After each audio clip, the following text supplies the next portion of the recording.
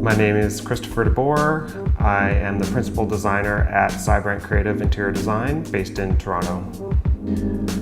I think the main reason for the reno was that the clients really wanted to open up the main floor. The space before was really dark and cramped and the layout wasn't great. So we opened up the whole main floor and really created a nice flow through.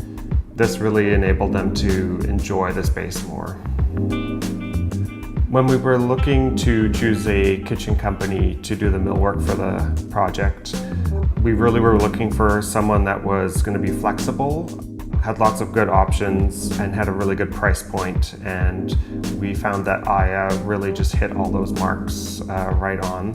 And they were very easy to work with and actually a lot of fun because they really helped develop it into something really unique for the clients. If I was to give tips for anyone who's looking to renovate their kitchen, I would say the main thing is follow your gut.